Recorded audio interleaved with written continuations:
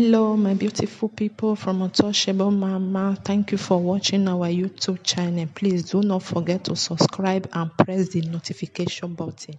Thank you. One love. Bye bye.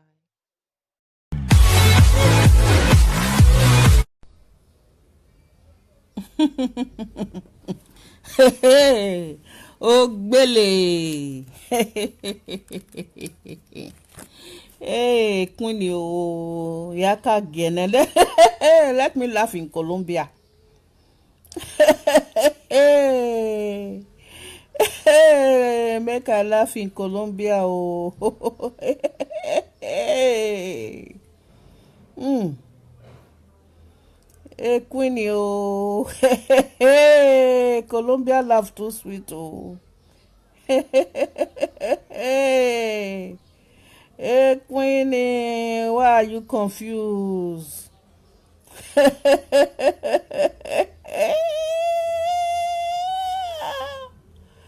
Oh, let me change to Peru. Let me laugh in Peru. Oh. Hey, I'm laughing in Peru.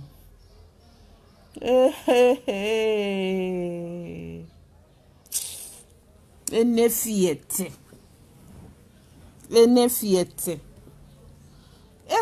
Ọ̀dà mi nù ẹ̀kùn ọwọ́ kàkà bọ́ dà mí.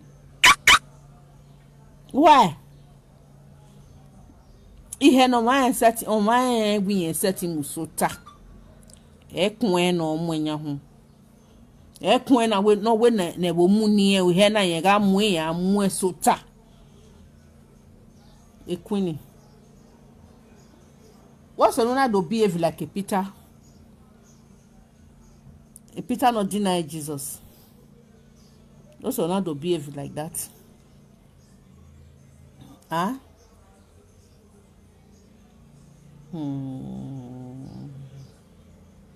Odamenu Rona go that dog here from where me never know ya go that dog here from the different platform. Yeah, one make a video no concerning you. Worry a well like ta organic way. E we ni no ye organic way ni when ye boy your mwenu. Organic way no wa mwe ladian. Yeah, go that dog here home. Let me laugh in Paraguay.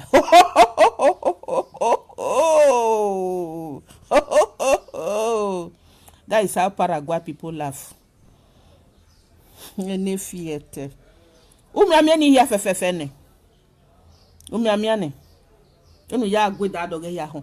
Wa be di Murphy convey na. Wa di Murphy. O Murphy nu o ma gwe gwan one day. O Murphy gbono. O Murphy say kenuje one day. It's just because of Yuri. O wa boy na me clash. Anybody who about here effect by me clash with live video now is because of Yuri. Yama gwe gwan. No really gwe gwan. Wait who can lay less for me. Who can lay less for me? Nobody.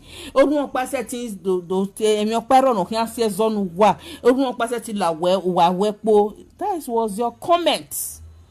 If you wa tab again here. My setting is the less ke nothing here.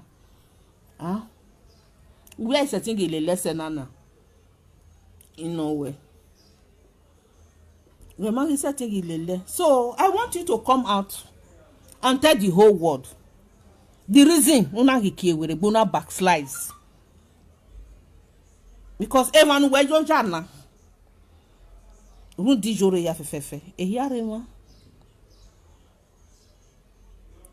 There was one video ni one time. Una go I fear who no fear this woman. You were the one that make that comment. Ina be ladien. You do answer. You understand? Mama no way video na where have any jore me. I never know her trick. O what me nika this and then na where o no ladien. We don't know why we like we have wear nika o now when this and that. In a way it's good. Okay, people no na when you hear fed your body by Bible na ne be no when and that dog muna. If somebody some group of people o mo ladien. Ana me gwa gbon ya believe na. Megige egani me o te wa say 1 week megige jani just get Jesus Christ.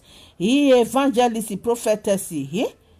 Whoa. When I test the spirit of me be my belly me upon no prophesies not come to pass. Ye ma be beg Johnny just give a Bible. Na we je me o agabagebe na fi o. E na we o never. Mario Bojo Yeke. You was no a queenie because my beg wege. I can never call you that name because my beg wege you say. Oh, no, ozo wege ewe miuja. De ba no sortable. Oh, na hu na yo work polo na hu na ye bo hu here bo de ba o no no so wege no sawe no zo wege ewe gbe mi video ni so wa. My beg wege you say. You understand?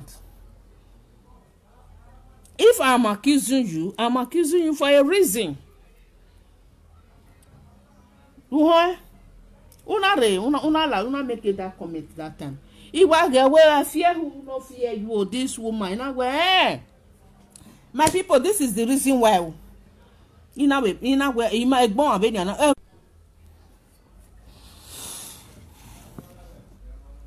my people, they come on. Wakojo. So,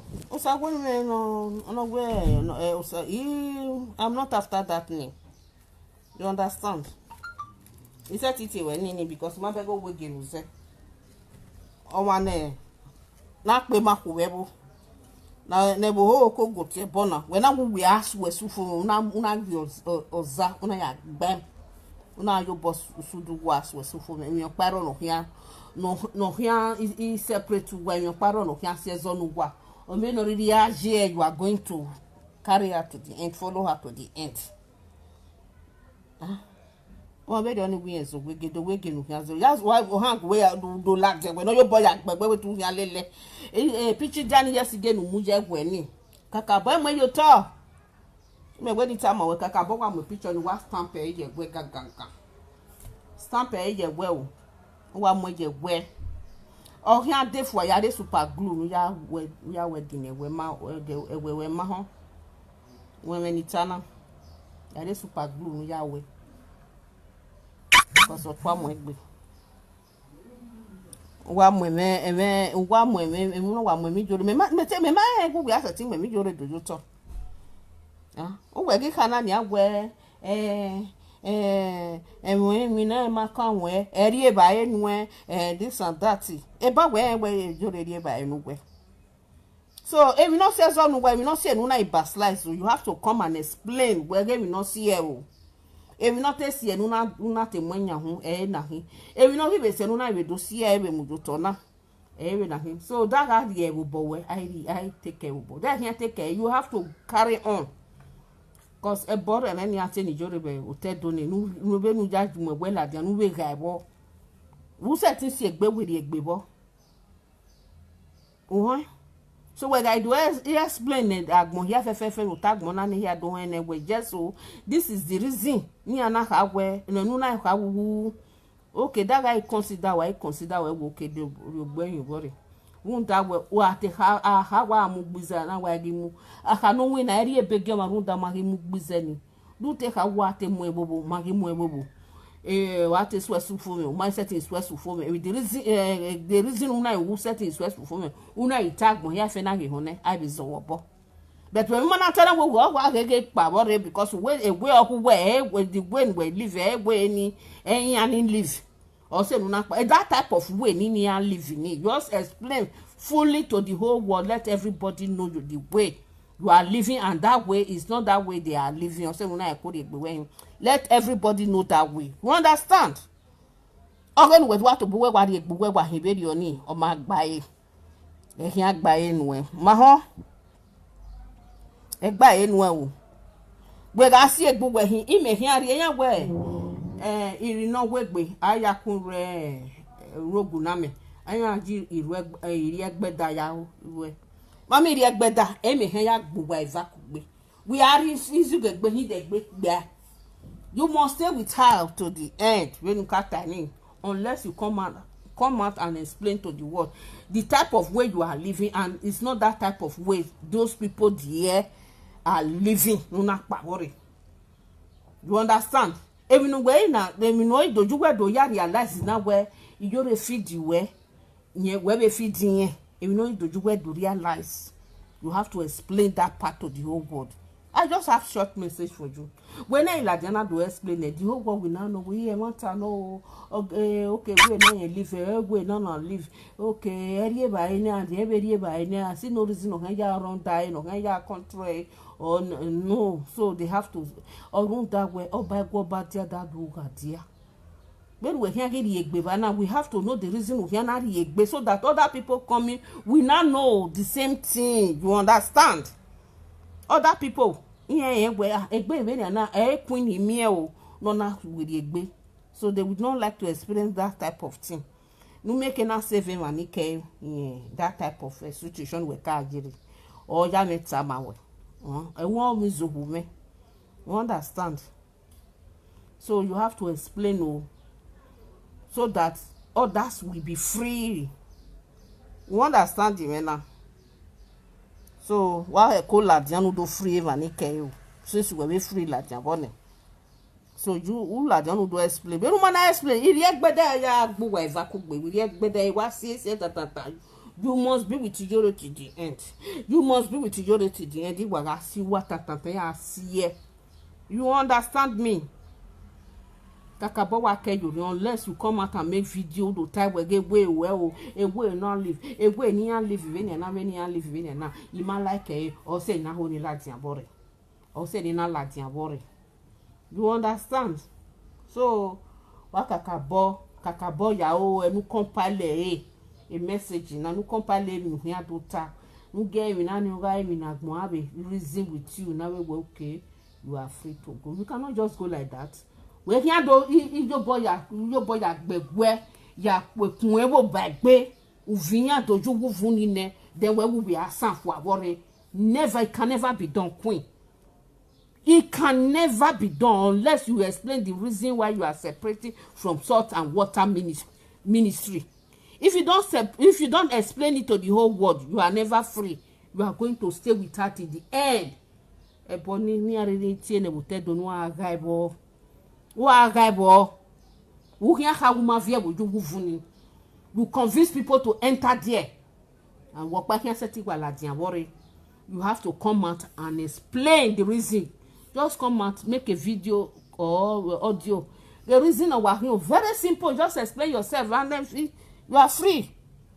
You understand? Because now we want people to be free from bondage. You can see now. TB Joshua, women. Some people are happy, while some people are crying. Many people, 10% of here, 90% are happy because they are free from the bondage. Many, even the driver, they were made the confession that the driver make a minute concerning TB Joshua. You can hear the confession Bisola make. Even the one on when you Godson, okay, were made all their confession. Many of them, they are happy because they are free. Now we want to free people. Anybody that is on that spell, we want them to be free. God, osalo bua enika ohyan free that organ or bondage. In time past, I was in darkness. I was when I was listening to their comments. I mean their voice. When you are on that TB Joshua, when they were captured by his spell, I was once like that. In time past, I was once like that. I was once a miracle seeker. He can't attend the church any. There was a church of Paroni, a canopy of God. Every Wednesday, material church in the canopy church. Now they now call it canopy of God. But as we are sitting off a Testament road, he access with a church in the garage. Irigo Ladian. No church in like moto. Yeah, we pay for your transport for go and come. Ni me ya avia with church in that time. So I was once a miracle seeker because that time I was blind. I don't have any knowledge about any religion that time. So me ga ho dega riba.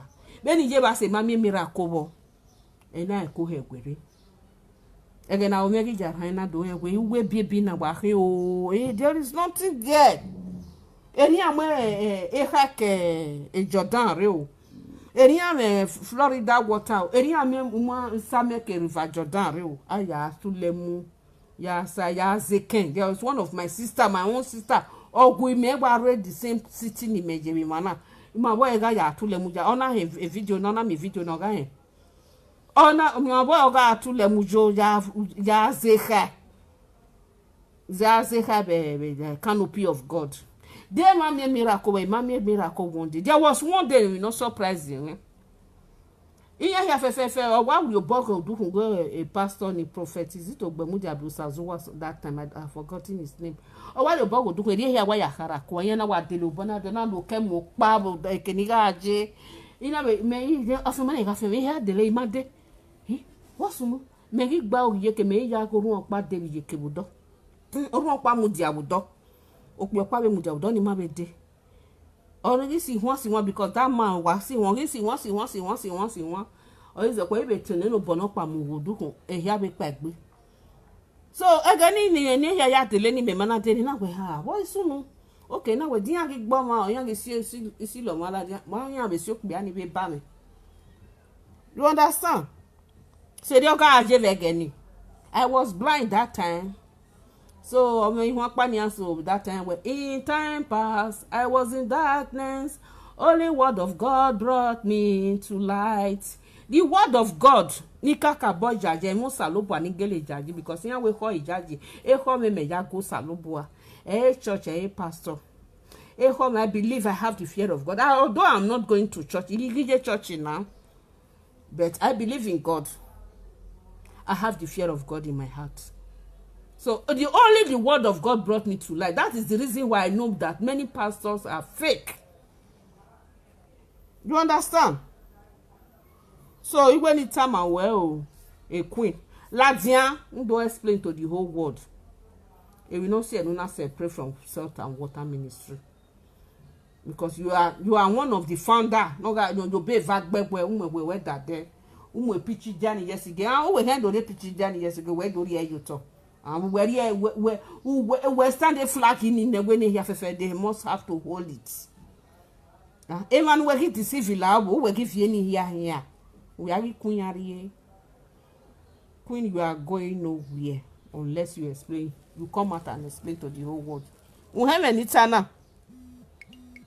We have any time. Benu mala la dia e ka bubu pa bubu yan hin wa we ga boni hin wa be agun wo gun yan be rie bo. You understand? Nu gun yan wa be aka bo. Cause uga do no come and no really la dia na gujo re gun gun bo si e. They no say nu he na to na take be me be ri oni no pa o so agun yan hon. We me gian be na be live video. It's because of Ijore. We him we yani here fe ni later na wumujoto wu and those people emedan we time ya we geni oyeri yan ko.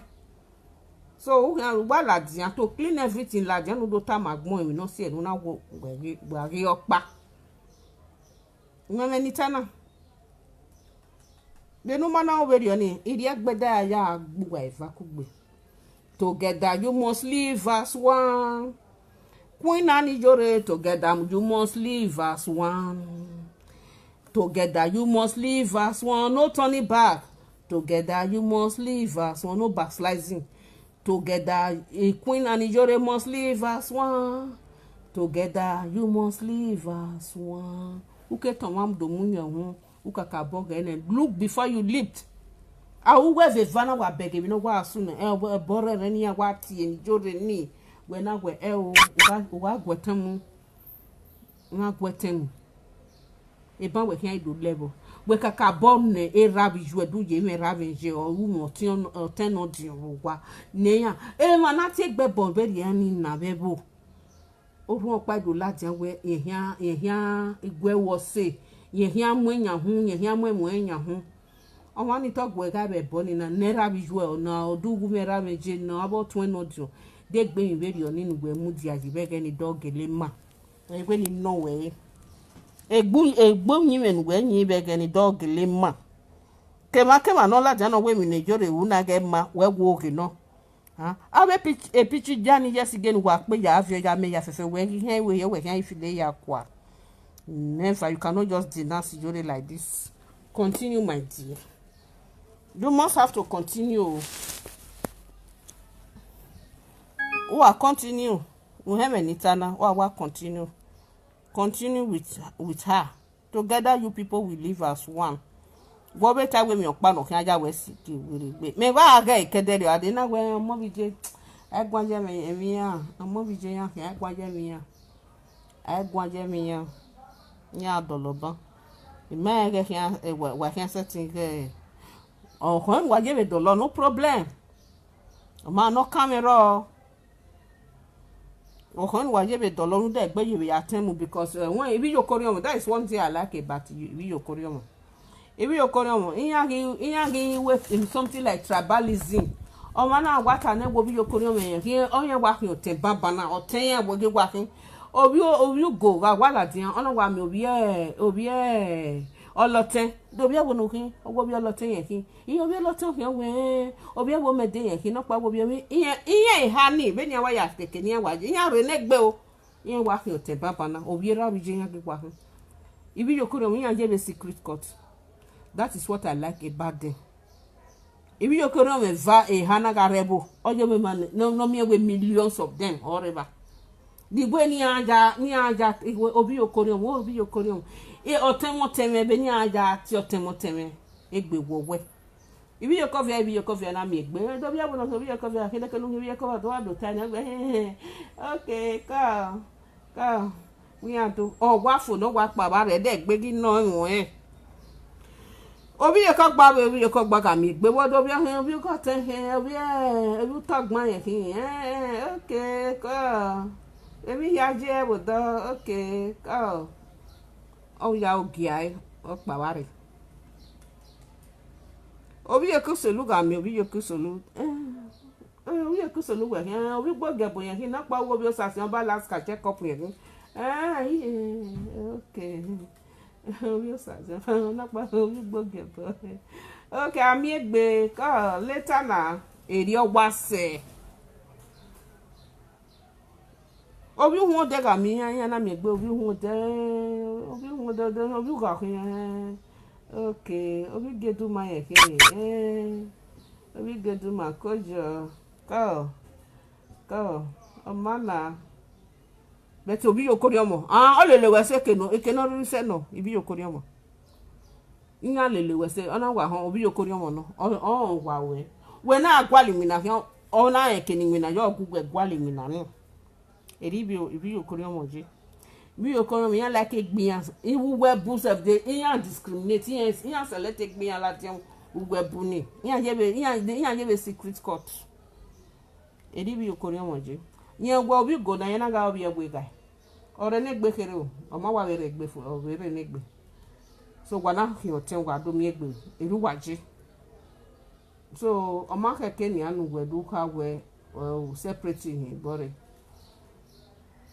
ye come why to ba mu gbe o wa ro bi nu wa karo e pa wa re o e bo ni ati ne nu wa ga bo wa ri kere bo fu afin wa ri ya bukun mo wa ri ya bukun don't esi aberi oni uti afano nu teri ya bukun wo keke nu teri ya wa ye fin uti a hegwere bo se aye uke se aye ute dirizin ya na hegwere bo o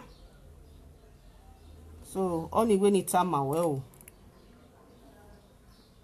when you want time well so you have to come out to any me with video me say kaka bokpe bo wa so ti wa la denu do ta me agbon gbege o genu gbeje o ni mi ya ide oke ogenu we wa hegwere beri oni o dey by is it by for sort is strong e comment get kan ya e comment jo we na agui iri egbede ya gbogbo ivakugbe you must live as one e comment get kan ya wa comment we na ka agui we are comment something about Ijore jo we na we na agui o sati gui we ma mi ana we ga we ga ni una tinele that the platform that do ya we ma mi ana wa be di mo fi gui be na e mu Ijore no o me so nu wa boy gba bi ye boy gui e mu Ijore no attention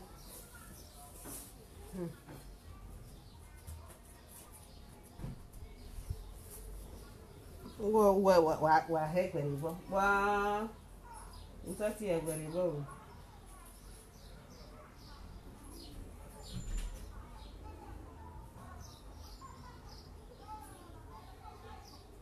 what cause that you hana hegwe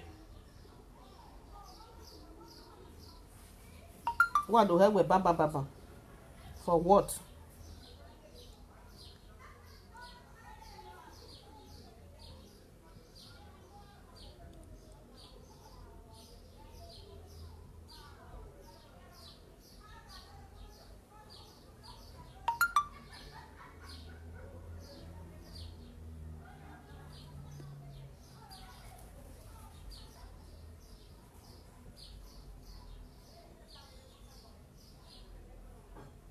awe ma ya fe nugwe awe ma ya fe nugwe gite bona awe ma ya fe nugwe gite bona vegeni nugwe gi sort vegeni nugwe gi ka gwe a bo se ni na gbujoro gwa be ni na nopo wa igwe ni aka he ni ai wa ke we be de onu ka gwe e o ma ni la gwe e go that dog anybody can do whatever he or she like be vegeni when I put that dog can be different live video again here. What's the name of the gwan video? Tu tiene que seguir sin pagar. Tiene que seguir con llore sin pagar.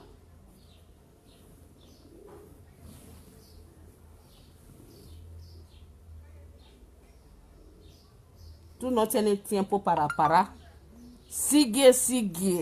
Sigue con ella, sin parar. Duma hove Spanish. Sin parar, queen, sin parar. Sigue con Iyore. Tienen que continuar. Sin parar. Menitana. Sin parar. Continuar. Sigue. Tamawe. Wa yo maku wotu mu ebobo ezikele ezanu ja mu ebobo ma mu seta ma megbe ni di ozanu nuka po kaka bo ya gba gini gbe no aga bo kian oga blessing ari ni joro we ga be blessing e boni abeti no we aga bo ari ya bokun wari elele kian e manu we gi insult be ge ni ya fefefe nu we gi we ya fefe why we ni agi we o se meje gbe kera no gwe hun ko se be nu waje ra no gwe hun wa hun ono ye gbe ku wa wi ye gbe ke iran no ma agwa ya kan ye gbe ke iran no de pe mami emi ati apa ni masonia eni me ye gbe ko abe o beche no mama no mami abe